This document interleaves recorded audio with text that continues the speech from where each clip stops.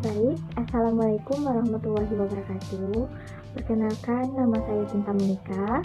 Saya dari Prodi Pendidikan Bahasa dan Sastra Indonesia.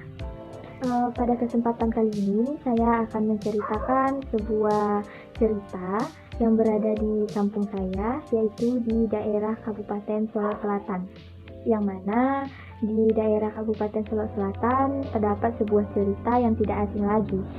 Cerita tersebut berjudul Kualo Banda Lakon, di mana pada masa lalu di daerah Kabupaten Solok Selatan terdapat kerajaan terpenting. Kerajaan tersebut bernama Kerajaan Alam Suram di Sungai Pagu, di mana peninggalan-peninggalan bersejarah yang masih terjaga dan terlestarikan sampai saat sekarang ini dengan baik. Salah satunya yaitu Masjid Tua yang didirikan sekitar 400 tahun yang lalu atau kurang lebih 4 abad yang lalu, yang masih kokoh sampai saat sekarang ini. Masjid tersebut terbuat dari kayu dan biasanya dinamai dengan Masjid Kurangaso 60, di mana Kurangaso 60 tersebut adalah jumlah orang nenek moyang alam suram di Sungai Pagu yang dikurang satu dari keturunan Pagaruyung atau yang berjumlah saat sekarang ini yaitu 59 orang yang disebut dengan penghulu pucuk. Pada waktu itu ada seorang ulama atau guru besar yang bernama Syekh Maulan Sofi.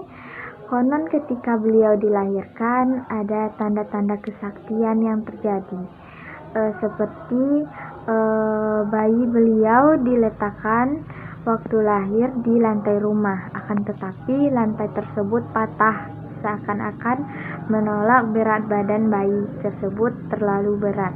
Lain lagi cerita tentang beliau yang berangkat ke Mekah untuk memadamkan api ketika terjadinya kebakaran di Tanah Suci.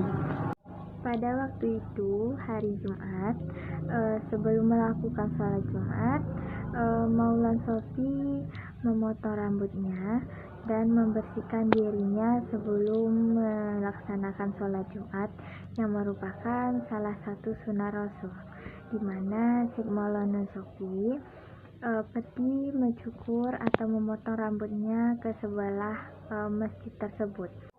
Sewaktu melakukan potong rambut, Syekh Maulana Sofi terkejut dan tiba-tiba dia bangun dan membilang kepada orang cukur tersebut, "Tunggu sebentar, saya ada keperluan mendesak. Nanti saya akan kembali ke sini lagi." Seketika itu, tukang cukur pun ikut tercengang dengan apa yang terjadi pada Syekh Maulan Sofi. Tak lama kemudian, Syekh Maulan Sofi pun kembali dan tukang cukur itu pun bertanya, "Ada hal penting apa tadi, Pak?" kata tukang cukur tersebut. Dan Syekh Maulan Sofi pun menjawab, "Tadi di Mekah ada kebakaran, saya ikut memadamkan apinya," kata beliau. Dengan kejadian unik tersebut, tukang potong rambut pun tidak percaya dengan apa yang dibilang oleh Syekh Maulana Sofi. Setelah itu, setelah Syekh Maulana Sofi selesai dan di sana ada seseorang baru yang ingin memotong rambutnya, dan di mana tukang cukur itu menceritakan kejadian yang terjadi pada Syekh Maulana Sofi kepada orang tersebut, dan kedua orang tersebut serta orang tukang potong rambut tersebut tidak mempercayai dengan cerita yang terjadi pada Syekh Maulana Sofi. Dua orang tersebut tidak percaya dengan cerita yang terjadi pada Syekh Maulana Sofi.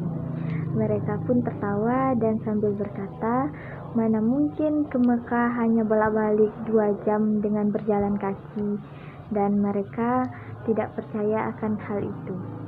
Pada waktu itu, tukang potong rambut tersebut menanyakan kepada seseorang yang baru pulang haji, di mana atau bagaimana kejadian sewaktu mereka di Mekah.